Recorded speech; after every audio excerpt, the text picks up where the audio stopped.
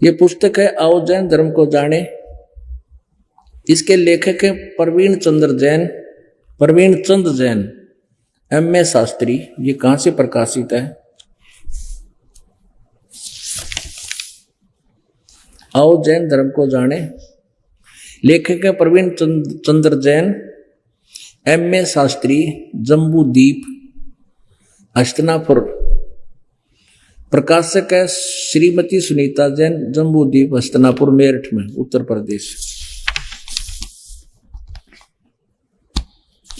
और ये कहां से मुद्रित है? दिनेंद्र जैन, न्यू रसब offset printers, Meerut. Phone number ये इतना इनका।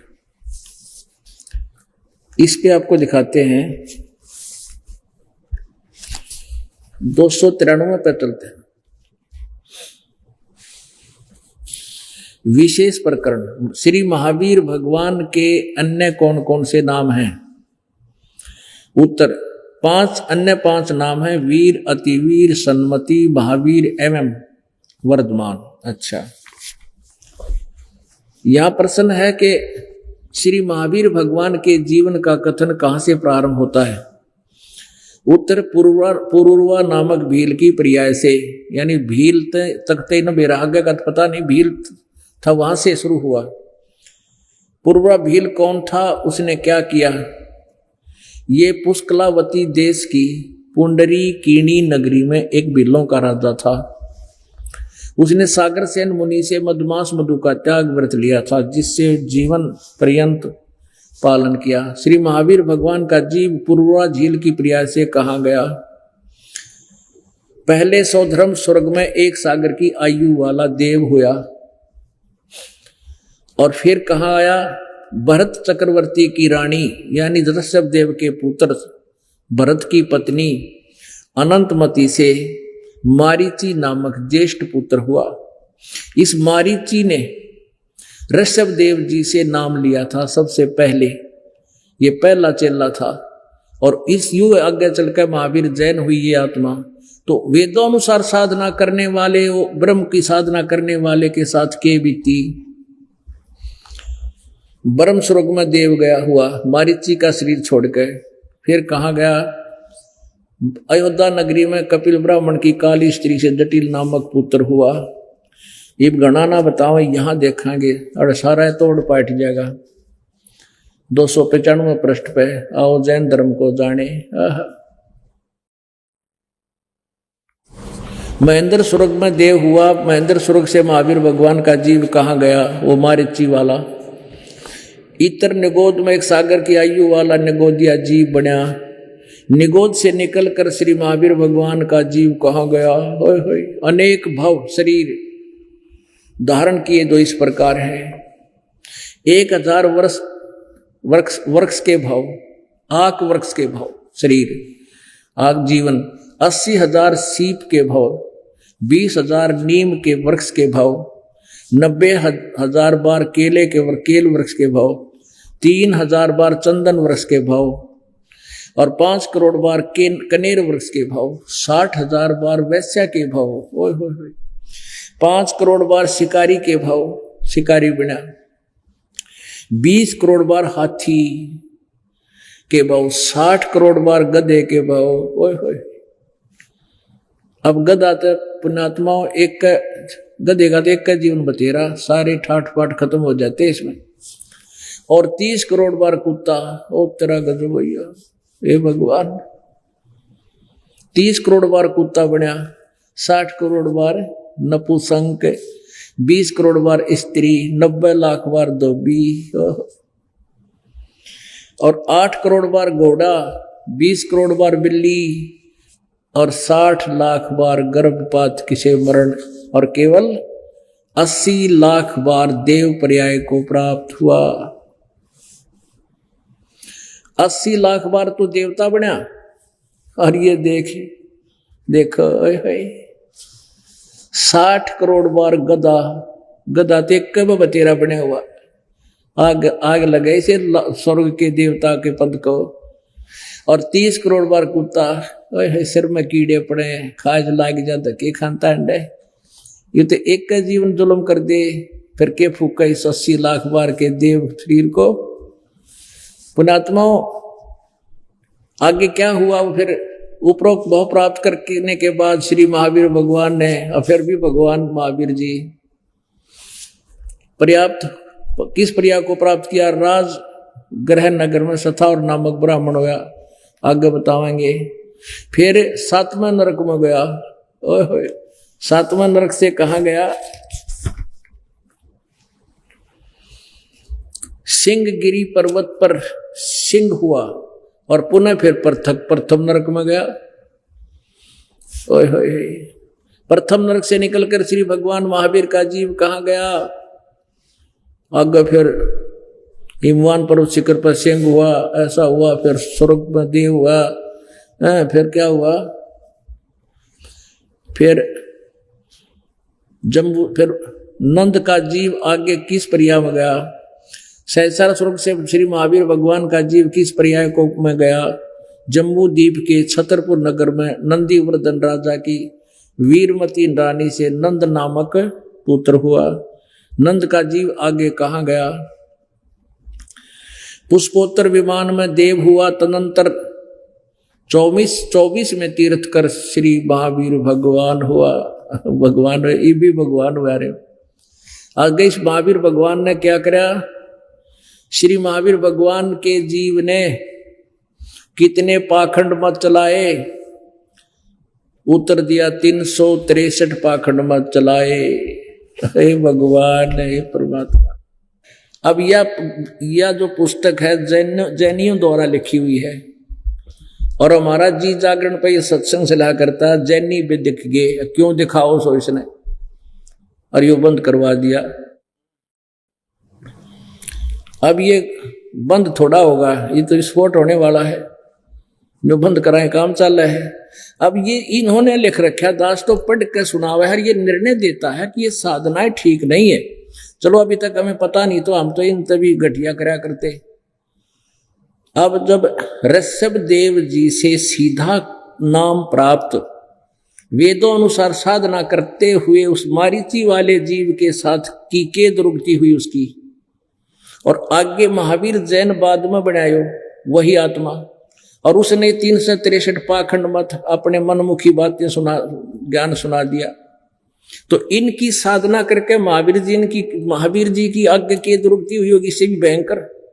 और उसके अनुयायी वर्तमान के जो उन्हीं अनुसार साधना कर रहे, महावीर जैन जी की दी हुई साधना ही ये कर रहे हैं। इनका तो पता नहीं क्या हाल होगा। अब ये बुरा लग गया इन्हें, यही ज्ञान सुनकर वो बेदक गए।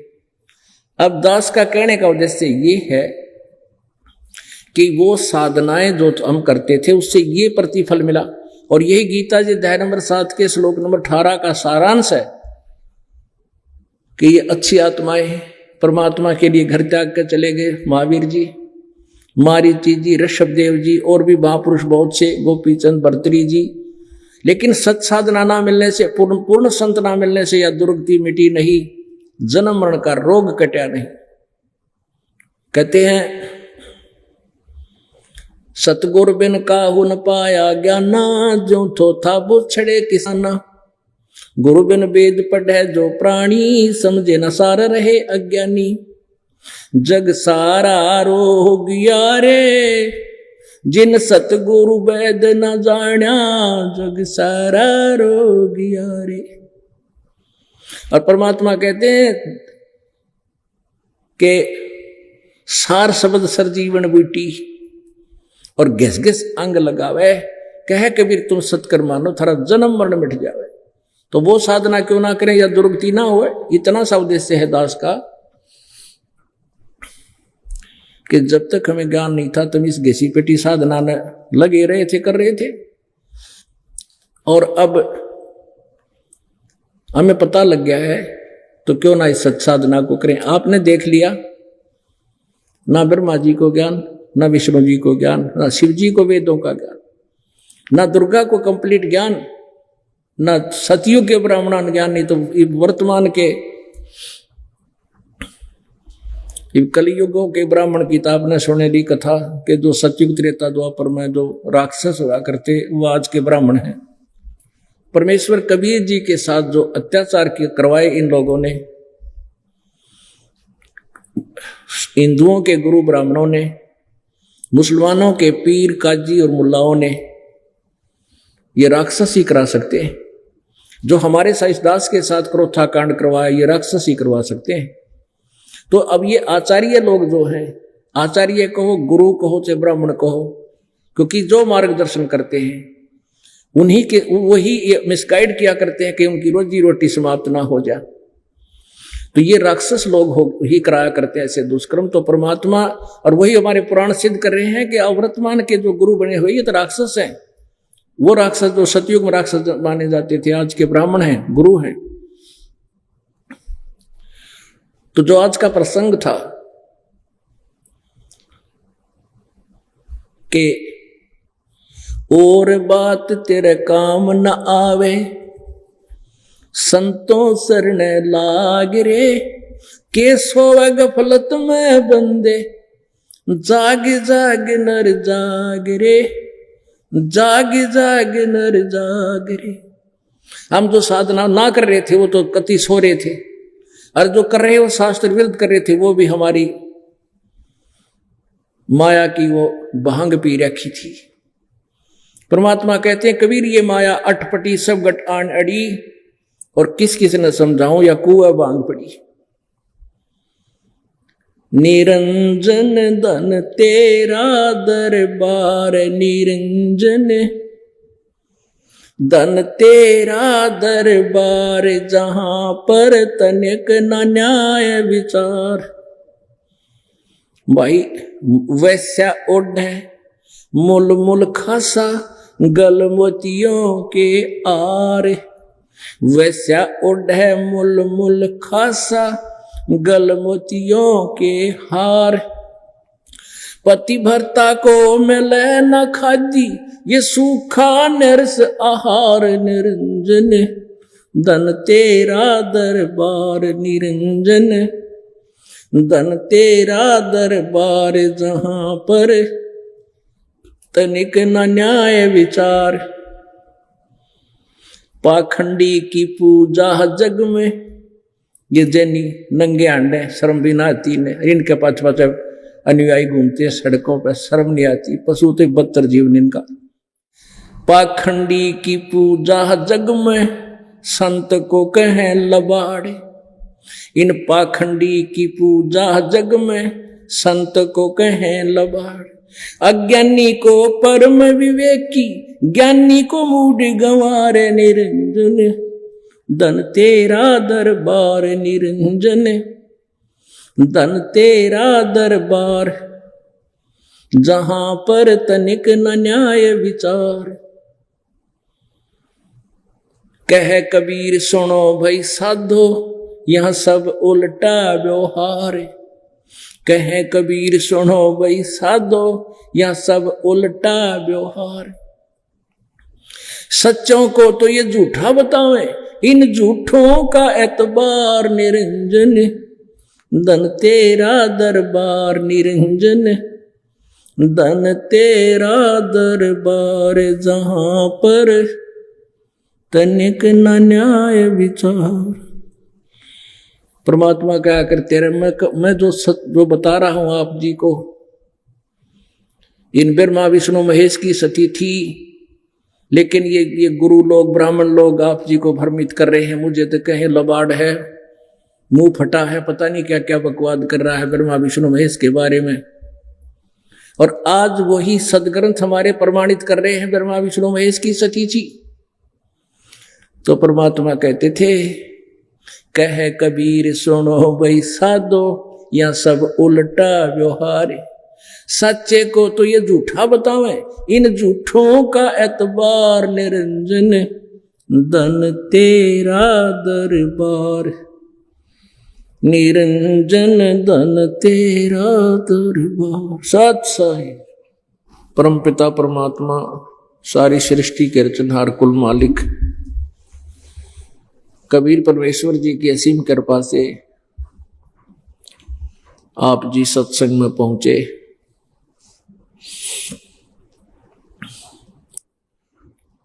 सत्संग में आने से इस प्राणी को पता लगता है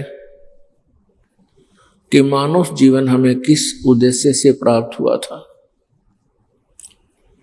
जब तक हम सत्संग श्रवण नहीं करते तब तक हम अपने दैनिक कार्य को, जो जैसा भी कर्म कर रहा है, उसी को अंतिम क्रिया मानकर कर रहा होता है। सत्संग में आने से हमें ज्ञान होता है कि हम किस लिए संसार में मानव शरीर प्राप्त करके आए थे। इस मानव शरीर में हमें किस प्रकार की बुद्धि परमात्मा ने दी है, कैसे अंग दिए हैं। अन्य प्राणियों से हटकर ये एक विशेष शरीर हमें प्राप्त है, तो इसका काम भी विशेष ही है। हम केवल रोजी रोटी पेट गुजारे के लिए सारा दिन लगे रहें, इसी में सो झूठ बोलें, कितने सत्य बोलें, ना जाने कितने पाप इकट्ठे करते रहें, और परमात्मा की साधना जो इसका मूल उद्देश्य है, परमात्मा की भक्ति ना करें, तो ये मनुष्य जीवन ऐसा है जैसे अन्य प्राणियों, वो कर्म ऐसे हैं जैसे अन्य प्राणियों के। पशु पक्षी भी अपने बच्चों के परिवर्ष के लिए, पालन पोषण के लिए सारा दिन इधर उधर भटकते रहते हैं, और वही कर्म फिर मनुष्य भी कर रहा है। यदि वो सत साधना नहीं करता है, पूर्ण परमात्मा की भक्ति नहीं करता है, अन्य साधना भी करता है और वो शास्त्र विधि रहित करता है, तो उस व्यक्ति के जीवन में और पशु पक्षी के जीवन में कोई अंतर नहीं। इसलिए परमात्मा आप पे आके सतलोक से चल कर आते हैं, अमरलोक से चल कर आते हैं, और अपनी प्यारी आत्माओं को यथार्थ ज्ञान और अपने निज स्थान का ज्ञान वही कराते हैं। वो एक संत रूप धारण करके यहां रहते हैं। हमने परमात्मा को निराकार माना हुआ होता है। इन अज्ञानी अनाड़ी शास्त्र विरुद्ध ज्ञान देने वाले संतों के अज्ञान से हमने परमात्मा को निराकार मान रखे। वो परमेश्वर यहां पर आए, उन्होंने स्वयं भी कहा हम ही अलख अला हैं, कुतुब गौस और पीर, कह कबीर खालिक दनी मेरा नाम कबीर। उस परमेश्वर ने संकेत बहुत किया कि मैं खुद परमात्मा हूं, सारे ब्रह्मांडों का रचने वाला मैं ही हूं, तुम मेरे बच्चे हो, मैं जैसे कह रहा हूं तुम ऐसे करो, तुम उस स्थान पर पहुंच जाओगे जहां कोई कष्ट नहीं। परमात्मा हमें बताया करते थे कि तुम यहां कितना कष्ट उठा रहे हो। किसी भी प्राणी को देख लीजिए, कोई व्यक्ति सुखी नहीं, और इस झूठे सुख में यदि कोई सुख मान रहा है तो कल का ना भरोसा कि बिजली गिर जा, क्या पता परिवार के साथ क्या अनहोनी हो जा। तो यहां सुख भी किस चीज को माने।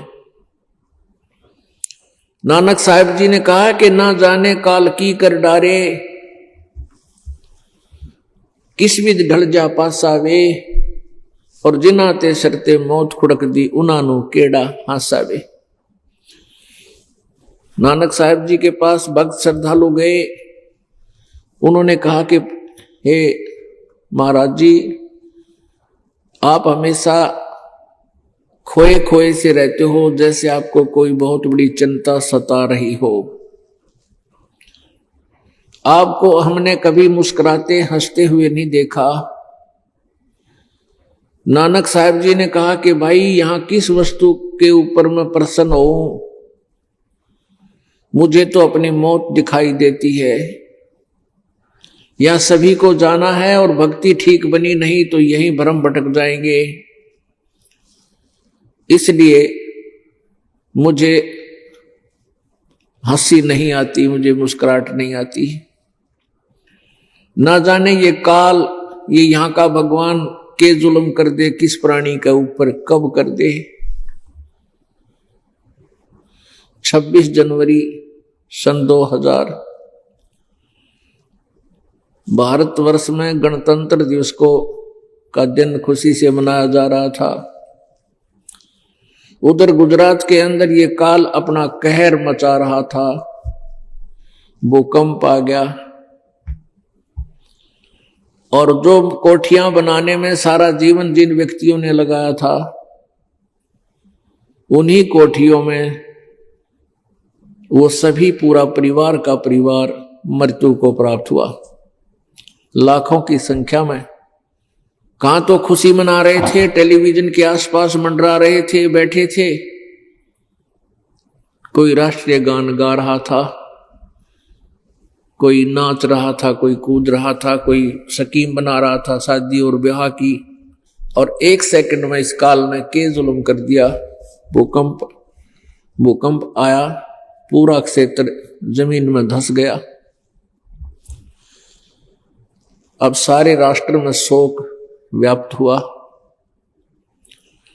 तो पुण्यात्माओं, इस काल के लोक में जिसको हम सुख मान बैठे, ये सुख नहीं है, ये भी हमारी भूल है। ना जाने काल की कर डारे, किस भी ढल जा पासावे। और जिना ते सरते मौत खुड़क दी, उन्होंने केड़ा हासावे।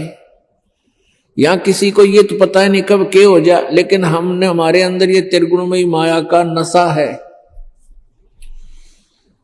इस भांग के नशे से हमने अपनी मौत दिखाई ना देती। हम भूल गए, अप्रोक्सीमेशन लगा रखा है कि हम अभी नहीं मरेंगे, 80-90 साल में तो मरेंगे, में ही मौत आएगी। यहाँ नहीं भरोसा, कद आ जा मौत, एक पल का भरोसा कोई ना। नहीं भरोसा देह का, ये विनस जावे छन माही। श्वास उश्वास में नाम जपो हो, और ये तन कछु नाही। श्वास उश्वास में नाम जपो, व्यर्था श्वास मत खो। ना जाने इसे श्वास को हो, आवण हो के न हो। एक भक्त ने बताया कि मेरा एक मित्र डॉक्टर था और हार्ट स्पेशलिस्ट, और उसको खुद को हार्ट की बीमारी, और उसकी दुकान इतनी अच्छी चली, दोनों पति पत्नी डॉक्टर थे वह, कोई संतान नहीं, 50 साल के आसपास उम्र उनकी, और उसको खुद की हार्ट की बीमारी। वो कह रहा था कि मैं उसके पास गया, ज्ञान चर्चा की, कोई संतान नहीं और पैसे का पता नहीं कितना था उसके पास। वो खुद कह रहा था डॉक्टर कि मेरे को अपने पैसे का खुद नहीं मालूम कौन से बैंक में कितना है, इतना पैसा है मेरे पास। तो उस भक्त ने कहा कि मैंने उसको कहा कि आप भक्ति करो, कुछ देर चर्चा की। कहने लगा या राम नाम की चर्चा मना अच्छी ना लगती, यह चर्चा मत करया कर मेरे सामने, और बात बतला, और तेरा शर बतलावे, बतला और के बतलाओ भगत। यहां कहते हैं तुलसी पिछले पाप से हरि चर्चा ना भावे, और जैसे जोर के बेगते भाई भूख विदा हो जाए। वो भक्त बता रहा था जी, फिर 6 महीना बाद वो डॉक्टर अचानक हृदय गति रुक जाने से, हार्ट अटैक होने से मर गया। हाथ में टेबलेट ले रहा, गिलास रखा मेज पे और नो नहीं कर पाया, नो का नो हो गया। अब चाट ले उस दन ने, और नो सोचा था मैं तो डॉक्टर हूं, मेरा क्या होगा। सबसे बड़ा डॉक्टर परमात्मा ही है। उसने जो लिख दी वो ही घटा बढ़ा सका है। जीव अपने तरीके से इसको कोई परिवर्तन नहीं कर सकता, यह भूल है उसकी। और उसने राम नाम की चर्चा कती नहीं सुहाव थी, क्योंकि दुनिया लूट ली। 2 रुपया की टेबलेट के 20-20, 50-50, 100 रुपये ले लेते हैं। एक बेड का रोज के 200 से 400 रुपये, एक चक्कर लाने होगा 100 रुपये डेली चक्कर। और तुम टिंडे लेने हॉस्पिटल खोल लो, चक्कर लाने के पैसे ले। तो इन्होंने तो पैसा लूटने का मतलब हो गया। और ज्ञान की कमी से प्राणी ऐसे जुल्म करता है, क्योंकि जब बालक अबोध होता है, छोटा बच्चा होता है, वो गड्ढे में गिर जाता है, अग्नि में भी हाथ दे देता है। कहीं तार टूट के गिरे हुए हों और लूज कनेक्शन हो, स्पार्किंग हो रहे हो, उसको आतिशबाजी जानकर, अच्छी वस्तु जानकर वो बालक जाकर पकड़ लेता है और मृत्यु को प्राप्त हो जाता है। अबोध बालक जिसको ज्ञान नहीं, वो सर्प को भी जाकर पकड़ने की चेष्टा करता है और उसको डस देता है, वो मृत्यु को प्राप्त हो जाता है। और जब वो बालक शाना हो जाता है, मैच्योर हो जाता है, फिर उसको पता लग जाता है कि ये सर्प है, बहुत भयंकर जानवर है, इससे दूर भाग लेना चाहिए। और बिजली के ऐसे कहीं स्पार्क हो रहा हो तो बड़ा होने के बाद उसको ज्ञान हो जाता है कि ये बहुत भयंकर वस्तु है, इससे दूर हो ले। औरों को भी आगाह करता है कि दूर हो जाओ, देखो सामने तार टूटा पड़ा है। और पहले जब तक वो अबोध था उसको भी हाथ लगा लेता था, मर जाता। ऐसे ही जब तक हमें ज्ञान नहीं है, तत्व ज्ञान नहीं, परमात्मा के आध्यात्मिक ज्ञान से हम परिचित नहीं है, तब तक हम अबोध बालक हैं। हम कुछ भी गलती कर सकते हैं जो हमें आने वाले समय बहुत भयंकर सिद्ध हो सकती है। और इस तत्व ज्ञान से हम इतने बुद्धिमान हो जाएंगे, हमें डर लग जाएगा फिर कोई बुराई करते समय। चोरी नहीं करेंगे, रिश्वत नहीं लेंगे किसी प्रकार का, और किसी की आत्मा को नहीं सताएंगे। तो वो कह रहा था कि मेरे पास पैसे की कोई कमी नहीं, और राम नाम कति नहीं सुहावे। परमात्मा कहते राम नाम कड़ुआ लागे, मीठे लागे दाम, दुविधा में दोनों गए, माया मिली ना राम। वह माया तो उसके पास रही नहीं, क्योंकि उसकी थी को ना, वो तो मूर्ख बना रखा था काल ने। और राम नाम कड़वा न्यों लगे था, तुलसी पिछले पाप से, हरि चर्चा ना भावे, जैसे जवर के बेगते भूखे विदा हो जावे। किसी व्यक्ति को बुखार आ रहा हो, जवर हो, टेम्परेचर हो गया हो, विशेषकर मलेरिया हो जाए, जब बिल्कुल नहीं सोया करे, या वायरल हो जाए, तो बुखार जबर जब हो जाता है तो प्रतिदिन खाने वाली रोटियां भी, सब्जी भी बिल्कुल नहीं खाई जाती, कड़वी लगती है, जीभ पर भी नहीं रखी जाती, जैसे उल्टी गिर जाएंगी। ऐसी स्थिति में आ जाता है ये शरीर।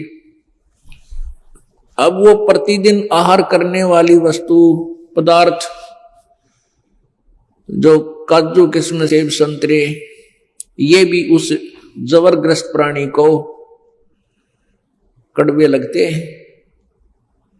अब बुखार ने, उस जबर ने उसके शरीर की व्यवस्था इतनी खराब कर दी कि मीठा पदार्थ भी उसको कड़वा लग रहा है, महसूस हो रहा है। उसका ट्रीटमेंट क्या है?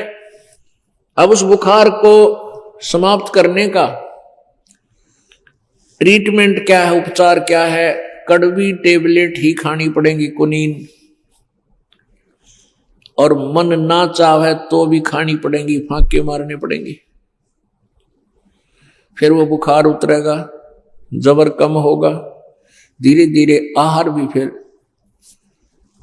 ये स्वादिष्ट लगने लग जाएगा। और जब बुखार बिल्कुल उतर जाएगा, समाप्त हो जाएगा, नॉर्मल टेम्परेचर हो जाएगा, तब वही रोटियां सूखी भी मिल जाए तो भी खा जाएगा। इतनी जोर की भूख लगेगी उसको, इतनी जोर की भूख लगेगी जब बुखार उतर जाएगा। और पहले उसने मनुखा दाख भी नहीं कहता, मेरे बना खाई जाती, रख दे एक तरफ। तो पुण्यात्माओं, जिनके पाप रूपी जवर, जिनका पाप रूपी कर्मों से जिनका जवर हो रहा है, उनको ये राम नाम की चर्चा कति नहीं सुहावे। जैसे वो डॉक्टर कह रहा था, मना अच्छा नहीं लगती ये बातें, कोई और बतला ले। अब और भगत के पास नहीं होती, क्योंकि उसमें जो पहले का कुबाड़ भरा हुआ होता भगत का, वो समाप्त हो जाता है और नई वस्तु उसमें सत्संग के माध्यम से फीड हो जाती है। फिर जहां भी वो जाता है यही सोचता है, इस प्राणी का भी उद्धार करवा दूं, इसको मालिक की चर्चा सुना दूं, क्योंकि हम भी ऐसे ही थे पहले, हम भी ऐसे ही थे, भक्ति भी करते थे, क्योंकि आत्मा परमात्मा बिना रुक नहीं सकती। इसको उसकी चाह है, और मन जो है ये काल का एजेंट है, इसने यू नकली काम पे लाए रखे और नकली काम में यू सहयोग देता है आत्मा का। और वास्तविक जब भक्ति शुरू होती है तो योग अड़ियल घोड़े की तरह अड़के खड़ा हो जाता है और ना जाने कितने प्रश्नों उत्तर मन में उत्पन्न कर देता है खरपतवार। पहले हम जो भी साधना करते थे देखम देखा करा करते, भाई किसी ने मंगलवार का व्रत रख रहा है तो हमने पता लग गया मंगलवार का व्रत रखना चाहिए, हनुमान जी की पूजा करनी चाहिए, हम करने लग गए। गीता जी का रोज पाठ करना चाहिए, वो भी करने लगे। सालासर जाने से बड़ा लाभ होता, वहां भी जाने लग गए। श्याम जी की पूजा करते थे, बाबा श्याम जी की, भैया बड़ा अच्छा नो सुख देता है, वो भी करने लगे। किसी ने बताया कि वहां जगन्नाथ के मंदिर में दर्शन करा, बेड़ा पार हो जाओ, वहां भी चले गए। किसी ने केदारनाथ बता दिया, किसी ने पिंडारे नान की बता दी, पिंडारे में उस जोड़ में वहां भी चले गए। No objection. और जब ये कहा गया कि ये साधनाएं गलत है, जिन परमात्माओं को तुम संपूर्ण परमात्मा कंप्लीट गॉड मान रहे हो, ये पूर्ण परमात्मा नहीं है, एकदम स्ट्राइक कर दी सुमन पापी ने। और 36 बकवाद, ना जाने कितने प्रश्न उतरी, ये कैसे हो गया, वो कैसे हो गया, पहले कभी नहीं आया मन में। तो इस मन की यह खोटी आदत है, ये अच्छे काम पर तो लागे को नहीं, और डले डुआले सारा दिन ये कावड़ लेने जाते हैं। इनके इसे मोटे मोटे पैर हो जाए सूज का, चलते चलते जो खड़ी कावड़ लाते हैं, पैदल चल के लाते हैं, और पाया में छाले पड़ जा, चला जाना पीड़ा हुआ है। कहते हैं, भगत बता रहे थे, या पहले हम जब कावड़ जाते थे वो कह रहे थे कि रास्ते में इतना पीड़ा हो जाती पैरों में, चला नहीं जा। पेन किलर गोली खा खा के फिर भी सफर खींचा। वहां यूं ठीक राजी रहता है कि धक्के खा, और यूं कह दे भाई ये भक्ति ठीक हो ना, बैठ कर भक्ति कर भगवान की, चलते चलते कर ले, बस में बैठ कर कर ले, काम करते करते ये नाम जपना है, कति कर करा जी को ना। 2 घंटे बैठा दे के लिए बैठ कर माला फेर ले, कति नहीं टक्के। एक व्यक्ति ने किसी संत से पूछा, गुरु जी से, उसने बताया भाई तू जो है ऐसे ऐसे इस मंत्र का इतना जाप कर ले या किसी तो करवा दे। उसने पैसे दे दिए। अब ये इतने जाने थे, उसने ठीक है जी, वो गया एक लेबर चौक पे, लेबर चौक पे उसने 2 मजदूर पूछे, भाई चलोगे मजदूरी करोगे, कहाँ कराएंगे जी, काम बताओ क्या है। कि काम भाई बताऊं, एक मंत्र है वो मंत्र बताऊंगा, उसका जाप करना है, इतनी माला जाप करनी 8 घंटे बस, और बढ़िया भोजन दूंगा, जब कहोगे चाय बना के दूंगा, हलवा खीर पूरी खिलाऊंगा। वो तो हो गया राज जी, अक चल भाई चल, कितने दिन करवा होगा? अक 7 दिन। अकोर से ना बुलाइए, हम आया करांगे, कहा जाया करिए। वो दोनों गए, उड़ा नहा धवा दिए, नए चादर कपड़े लपेट दिए, उनका ये बैठ जाओ। अब वो मंत्र उन्हें 1-आधे घंटे तक करे।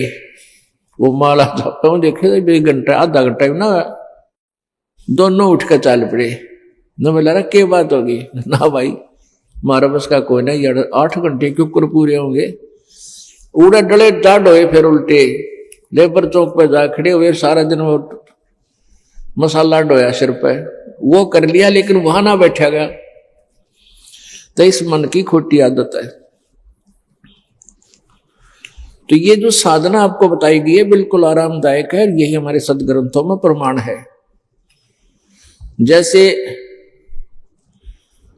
गीता जी अध्याय नंबर 8 के श्लोक नंबर 7 में ये काल कह रहा है ब्रह्म कि अर्जुन तू मेरी भक्ति भी कर, मेरा भजन भी कर और युद्ध भी कर। और यही सदग्रंथों में प्रमाण है, सूक्ष्म वेद में प्रमाण है। परमेश्वर ने आकर बताया है, नाम उठत नाम बैठत नाम सोवत जागवे, नाम खाते नाम पीते नाम से ती लागवे। परमात्मा की भक्ति चलते फिरते उठ बैठ के अपना काम करते करते, सूता उठे जब सोने लगे तब मालिक का मंत्र करता हुआ सो जा, मनमाना सपने में भी सिमरण होता रहे। तो ये है वो यथार्थ।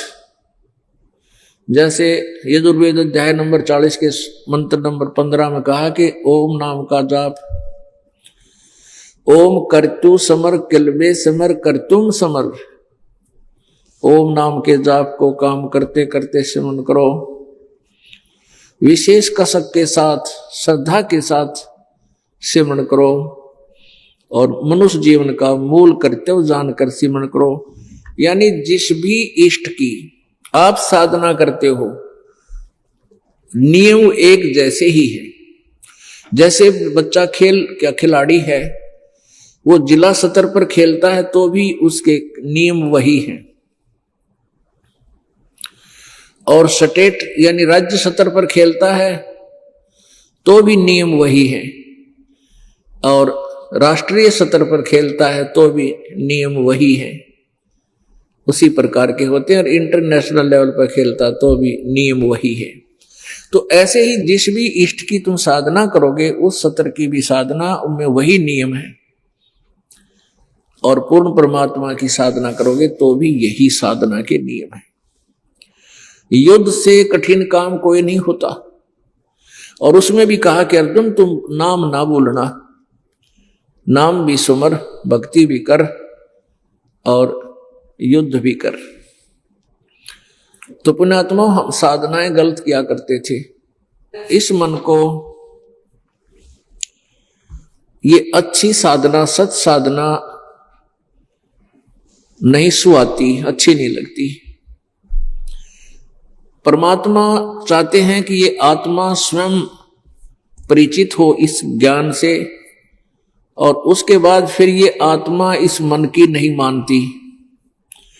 आत्मा मन का बिल्कुल विश्वास नहीं करती, फिर अपने गुरुदेव के वचनों पर ही दृढ़ होकर के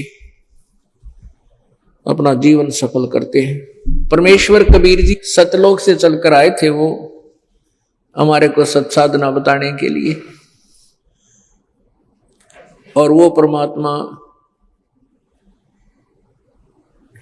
सभी धर्मों के अनुयायियों को ज्ञान बताया करते थे। हिंदुओं को कहते थे कि जो साधना तुम करवा रहे हो ये शास्त्र विरुद्ध है। मुसलमानों को भी कहते थे जो साधनाएं तुम करते हो ये कंप्लीट नहीं है। और इसके साथ साथ तुम मांस आदि खाने का, जीव हिंसा करने का धार्मिकता में समावेश किए हुए हो, ये भी गलत है।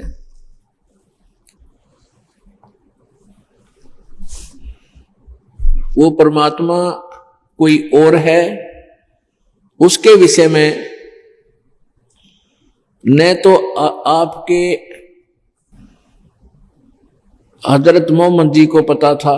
कबीर परमात्मा कहा करते थे कि वास्तविक भक्ति और पूर्ण परमात्मा के विषय में आपके मुसलमान धर्म के प्रवर्तक हजरत मोहम्मद जी भी अपरिचित थे और पूरा मुसलमान समाज भी उस यथार्थ भक्ति से और मोक्षदायक परमात्मा से अपरिचित है। कुरान शरीफ सूरत फुरकानी नंबर 25 आयत नंबर 52 से 59 तक 59 तक ये स्पष्ट किया है। कुरान शरीफ के ज्ञान देने वाले अल्लाह को पूरा मुसलमान धर्म पूर्ण परमात्मा मानता है, अपना गॉड मानता है, अपना भगवान मानता है, हजरत मोहम्मद जी का खुदा मानता है। और वो खुदा कहता है, कुरान शरीफ के बोलने वाला खुदा कहता है कि हे पैगंबर, तो इन काफिरों का क्या आना मानना।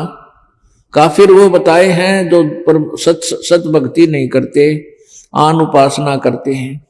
तो वो आन उपासना कर रहे हैं, इनकी बातें तू मत मानना।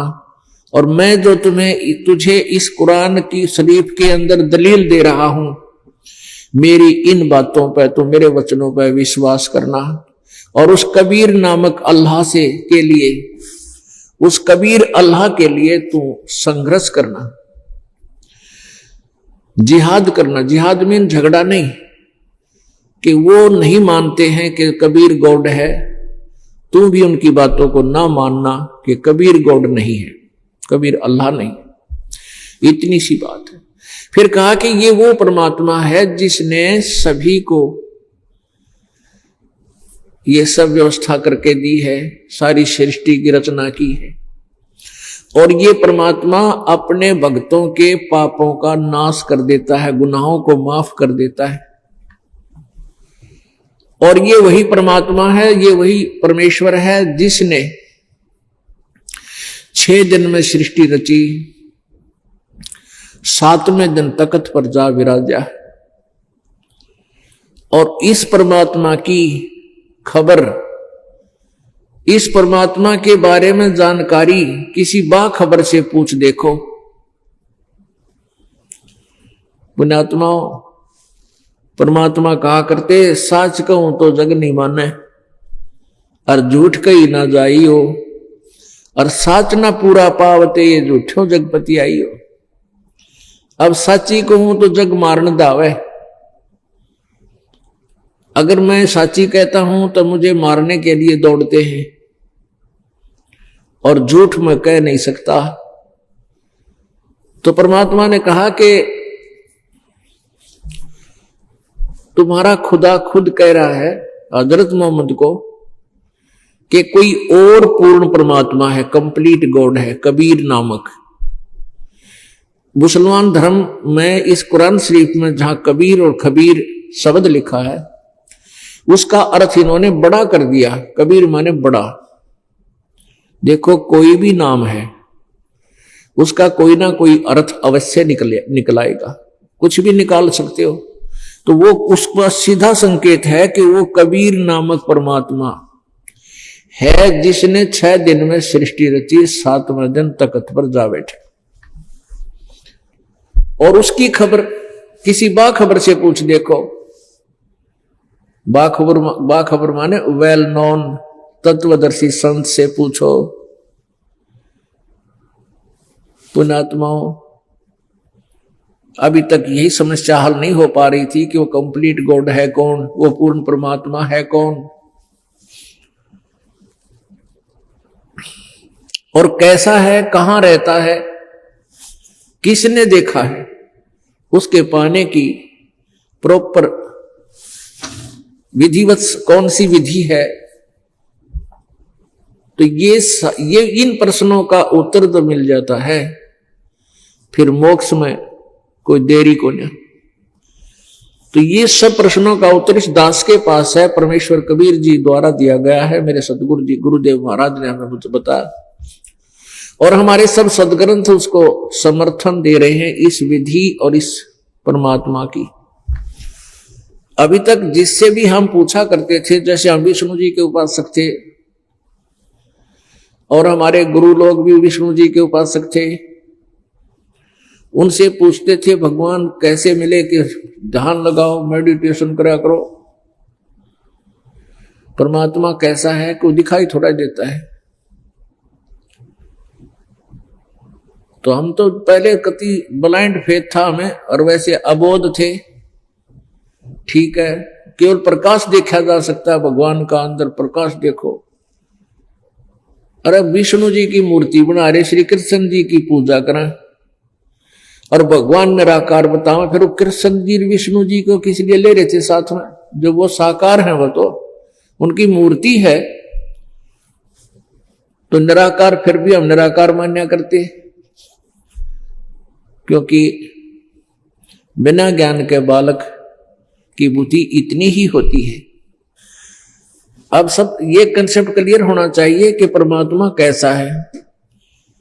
अन्य कहते निराकार, ये दास कहता साकार। तो ये फैसला कौन करे? हमारे सदग्रंथ करेंगे।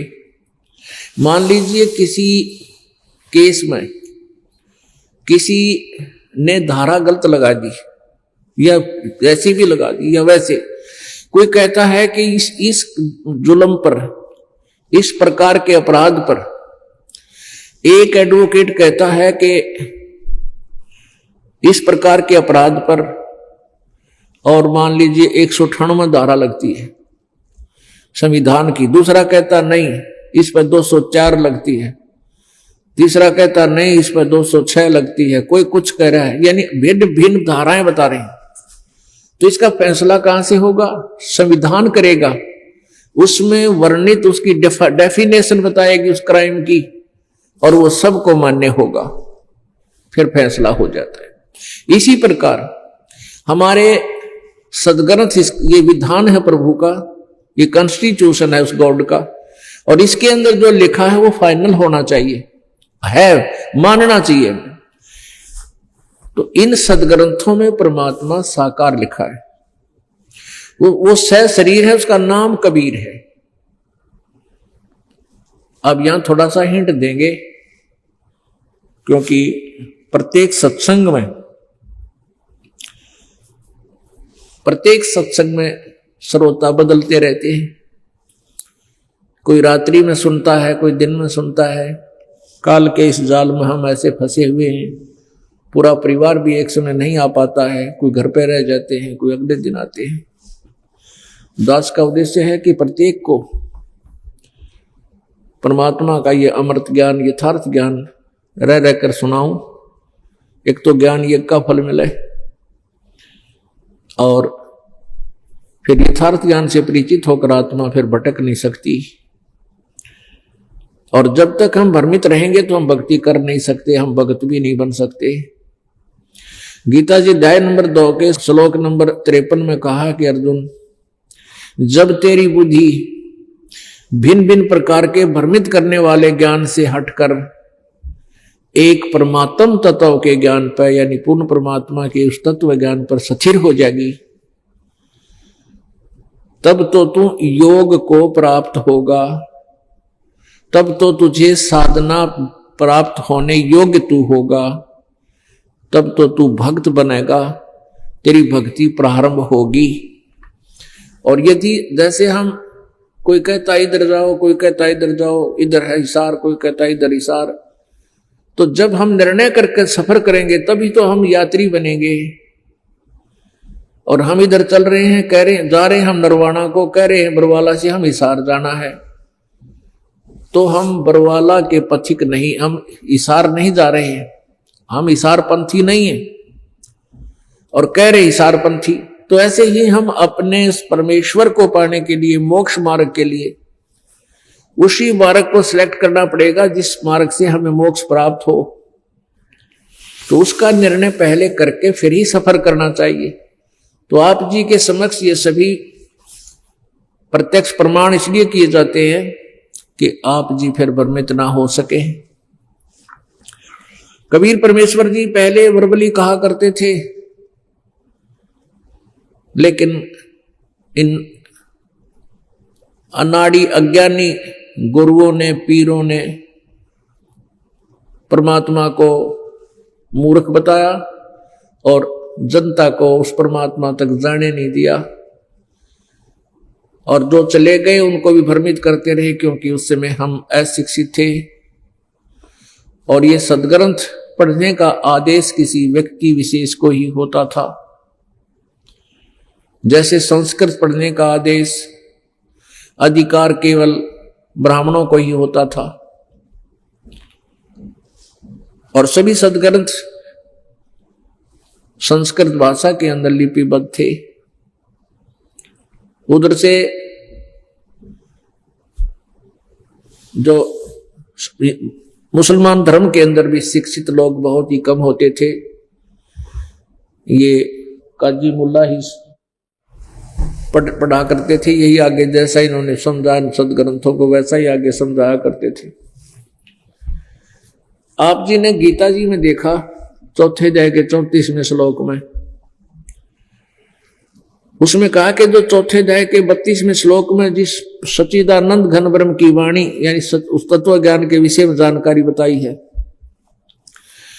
उस तत्व ज्ञान को तू तत्वदर्शी संतों के पास जाकर समझ, उनको दंडवत प्रणाम कर, विनम्र भाव से उनको प्रसन्न से प्रसन्न कर, तब वो तत्वदर्शी संत तुझे उस तत्व ज्ञान का उपदेश करेंगे। फिर तू ऐसे भक्ति करना जैसे वो बतावें। इससे सिद्ध है कि गीता जी के ज्ञान से कोई अलग ज्ञान है, उसको तत्वदर्शी संत बतावेंगे, और उस गीता ज्ञान दाता से कोई और कंप्लीट गॉड है। गीता जी अध्याय नंबर 18 के श्लोक नंबर 62 में कहा कि अर्जुन तू सर्वभाव से उस परमेश्वर की शरण में जा, जिसकी कृपा से तू परम शांति और सनातन परम धाम को प्राप्त होगा। चौथे अध्याय के 5वें श्लोक में 9वें श्लोक में खुद कहा गीता ज्ञान दाता ने कि तेरे और मेरे बहुत जन्म हो चुके, तू नहीं जानता मैं जानता हूं। यानी गीता ज्ञान दाता ब्रह्म है, श्री कृष्ण में प्रवेश करके बोल रहा है प्रेत की तरह, और इस ब्रह्म का ओम नाम है। ओम नाम के जाप से ब्रह्म लोग जाते हैं, प्राप्ति होती है। 8वें अध्याय के 16वें श्लोक में लिखा है कि ब्रह्म लोक पर्यंत भी ये सभी लोग पुनरावर्ती में है, वहां गए हुए प्राणी फिर भी जन्म मृत्यु में आएंगे, पूर्ण मोक्ष नहीं है। तो इससे सिद्ध है कि वो गॉड भी और है, गीता ज्ञान दाता से अन्य है, और उसके बारे में जानकारी गीता ज्ञान दाता को नहीं है। इसी प्रकार कुरान शरीफ के अंदर सूरत फुरकानी 25 आयत नंबर 52 से 59 में ये कति कंप्लीट है, कति क्लियर कर रखा कि वो कबीर नाम का परमात्मा है। उसको ये काफिर यानी अन्य जो साधक है ये नहीं मानते, ये तो वो अन्य पूजाएं में लगे रहते हैं, देवी देवताओं की में।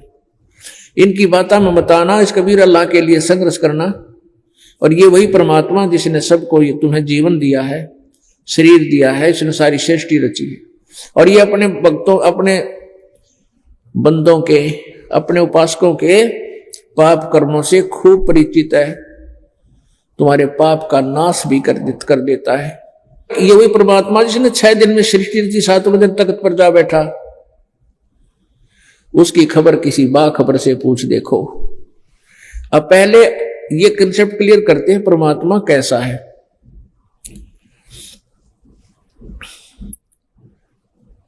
अब सबसे पहले आपको पवित्र बाइबल दिखाते हैं। पवित्र बाइबल में और पवित्र कुरान शरीफ में ये दोनों मिलकर स्पष्ट कर रहे हैं कि परमात्मा साकार है और नर आकार है, मनुष्य जैसा है। और यही पवित्र वेद बताते हैं। अग्ने तनुरसी विष्णुवेतवा सोमस्य तनुरसी, यजुर्वेद अध्याय नंबर 5 के श्लोक नंबर 1 में 2 बार गवाही दी है। अग्नि माने परमेश्वर, तनु माने सशरीर, असी माने है परमात्मा सशरीर है, साकार है। और विष्णुवेतवा सोमस्य, विष्णुवे माने सबके पालन पोषण करने के लिए, सबका धारण पोषण करने के लिए भी उस परमात्मा का शरीर है।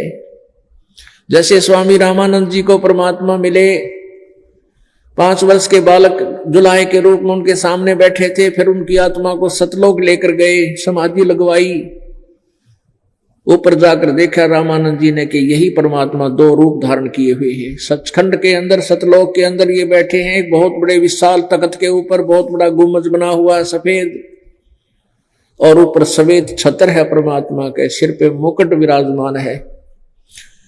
और वहां जाकर के कबीर छोटे जो बालक रूप में थे, ये तक सिंहासन पर विराजमान हो गए, और वो दूसरा रूप इन्हीं में समा गया। अकेले कबीर 5 वर्ष के बच्चे पूरी दुनिया के कंट्रोलर के सिंहासन पर विराजमान देखे। ओए होए। तब रामानंद जी की समाधि वापस की, उनका मेडिटेशन भंग हुआ।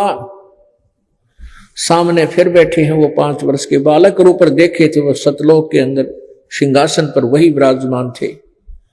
तब कहा था, दो ठोड़ है एक तू भया एक से दो,